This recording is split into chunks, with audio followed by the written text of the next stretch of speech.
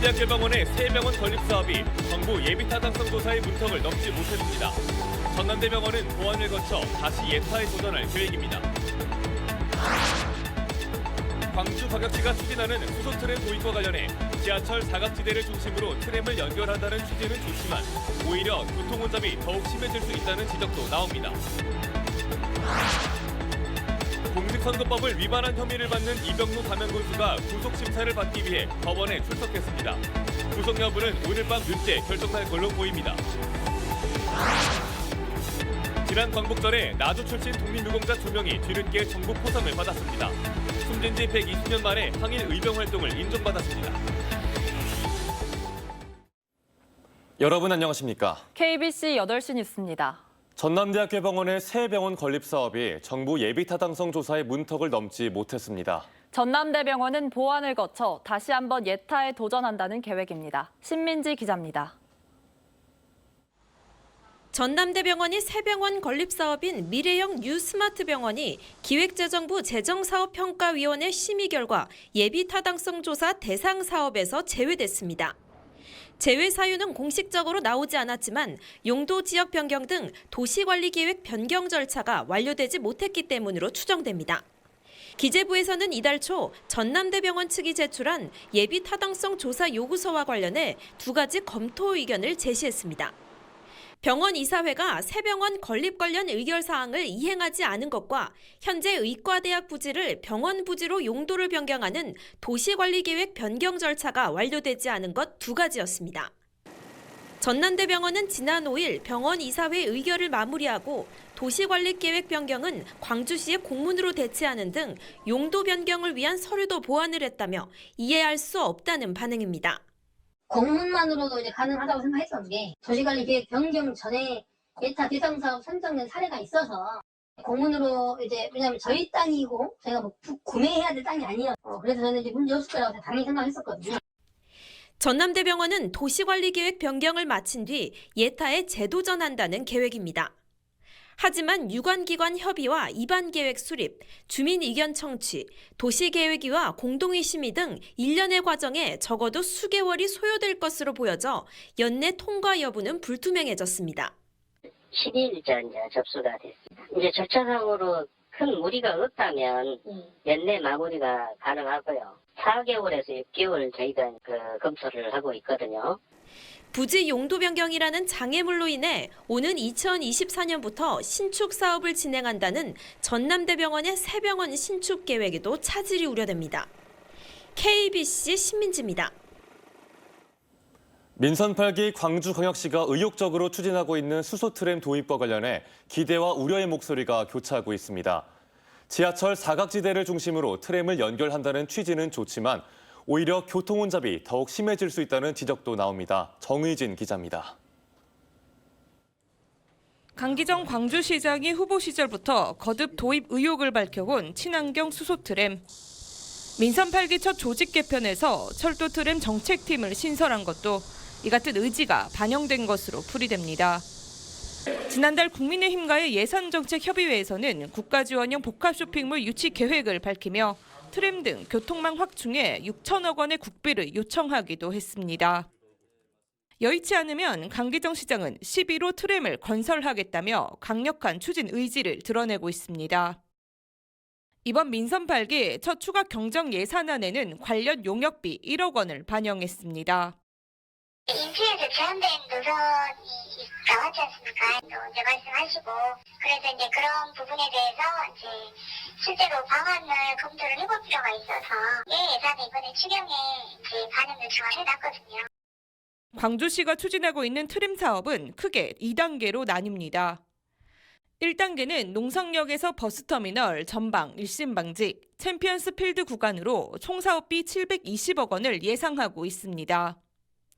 2단계 구간은 광주역과 챔피언스필드, 극락강역, 광주 송정역을 연결합니다. 지하철 사각지대를 중심으로 노선을 구성해 이용 편의가 늘어날 것이라는 기대의 목소리도 있습니다. 하지만 막히는 도로 위에 최소 2개 이상의 전용 차로를 확보해야 해 교통 혼잡이 더 심해지고 교통사고 위험도 커질 수 있다는 우려가 나옵니다.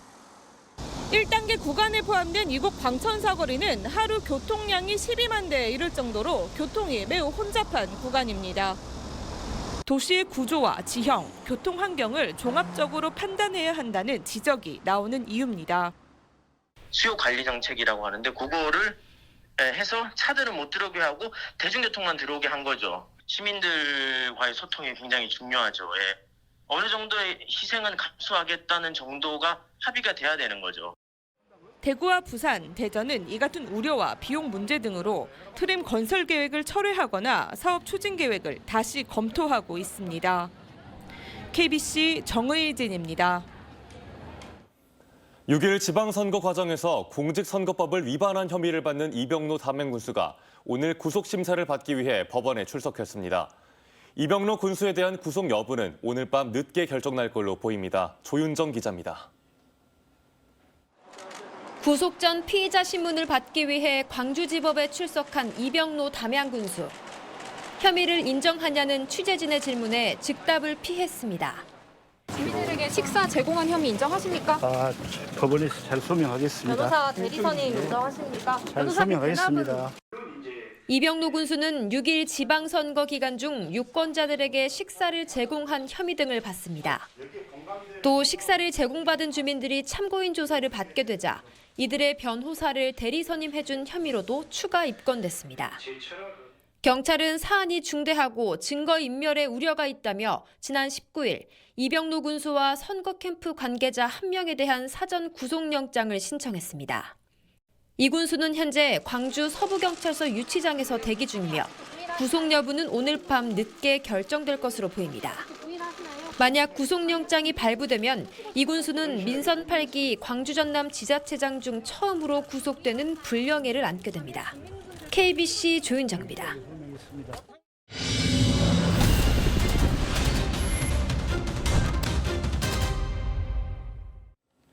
지난 광복절에 나주 출신 독립유공자 2명이 뒤늦게 정부 포상을 받았습니다. 숨진 지 120여 년 만에 인정을 받은 겁니다. 김서영 기자가 취재했습니다. 지난 8월 15일 광복절에 독립운동가로 인정돼 포상을 받은 고 박근욱 씨와 박화실 씨.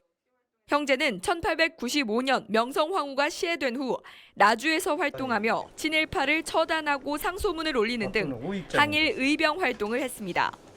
두 분은 나주에서 1896년에 일어난 정기의병에 참여해가지고 주동자로 참여하셔가지고 그의 활동 내역이 인정이 돼가지고 이번에 포상을 받게 되었습니다. 의병이 해산되면서 고향인 나주를 떠났고 지난 1902년 숨진 것으로 알려졌습니다. 이곳에 잠든 박근욱 씨와 박화실 씨는 숨진 지 100년이 훌쩍 넘어서야 독립운동가로 인정받았습니다. 이들의 후손인 고 박민홍 씨와 박여웅 씨, 고 박사화 씨도 독립운동가로 인정받아 지난 1990년대에 보훈처 포상을 받았습니다. 하지만 박근욱 씨와 박화실 씨의 의병 활동은 뒤늦게 알려졌습니다. 늦게나마 이렇게 상을 받게 돼서 그나마 다행입니다. 많은 분들이 저처럼 모르고 지내는 분들이 많을 것 같아요. 그런 분들도 다시 다 발굴해서 이제 상을 받았으면 좋겠네요. 보훈처는 박근욱 씨와 박화실 씨의 포상을 수령할 선순위 유족을 확정하고 있다며 앞으로도 독립유공자 발굴에 힘쓰겠다고 밝혔습니다. KBC 김서영입니다. 광주 전남의 코로나19 신규 확진자 수가 10,000대를 이어가고 있습니다. 광주광역시와 전라남도 방역당국은 오늘 0시 기준 광주에서 5,746명, 전남에서 6,083명이 감염되면서 모두 11,829명의 확진자가 발생했다고 밝혔습니다. 전날에 이어 이틀 연속 10,000대로 광주와 전남의 요양병원 등 감염 취약시설에서 집단 감염이 이어지고 있습니다. 조선대 이사회가 민영돈 총장에 대한 징계 의결을 요구했습니다. 조선대 법인이사회 김희수 이사장은 교원들에 대한 관리 미흡을 이유로 민영돈 총장에 대한 징계 의결서를 징계위원회에 제출했습니다.